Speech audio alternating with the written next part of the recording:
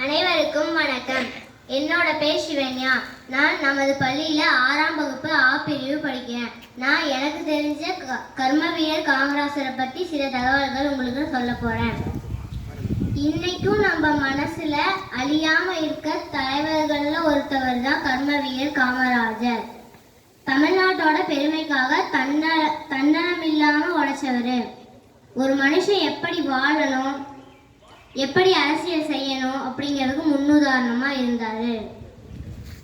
கர்மவீரர் காமராஜர் 1903ஆம் ஆண்டு ஜூலை மாதம் 15ஆம் தேதி விருதுநகரில் பிறந்தார். இவருடைய பெற்றோரின் பெயர் குமாரசாமி நாடார் சிவகாமி அம்மாள்.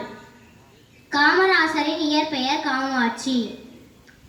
இவருடைய சின்ன வயசுலேயே அவங்க அப்பாவை இழந்ததால அவரோட படிப்பை நிறுத்திட்டாங்க.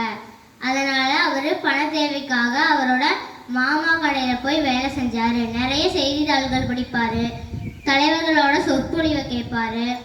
அதனால் அவருக்கு அரசியலில் ஆர்வம் வந்துச்சு. காங்கிரஸ் கட்சியில் போய் சேர்ந்தார். 1940ஆம் ஆண்டு காங்கிரஸ் கமிட்டி தலைவராக ஆனார். 1954ஆம் ஆண்டு தேர்தலில் வெற்றி பெற்று தமிழ்நாட்டு முதலமைச்சராக ஆனார்.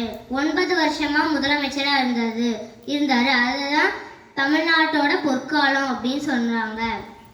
ஏன்னா அவர் மக்களுக்காக நிறைய திட்டங்களை கொண்டு வந்தார், நிறைய உதவிகள் செஞ்சார்.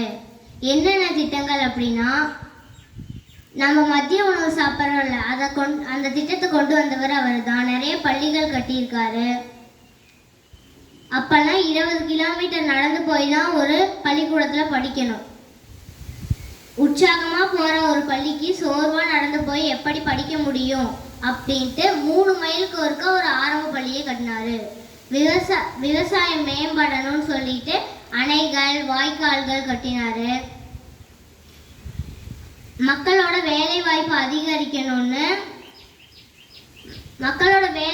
அதிகரிக்கணும்னு தொழிற்சாலைகள் கட்டினார். படிக்காத மேதை அப்படிங்கிற பேருக்கு சொந்தக்காரர் அவர் தான். காமராசரோட சிறப்பு பெயர்கள்: கருப்பு காந்தி, படிக்காத மேதை, பெருந்தலைவர், கர்மவீரர், கிங்மேக்கர். அப்படிப்பட்ட தியாக செம்மல் 1975ஆம் ஆண்டு அக்டோபர் மாதம் 2ஆம் தேதி இவ்வுலகை விட்டு மறைந்தார். நன்றி.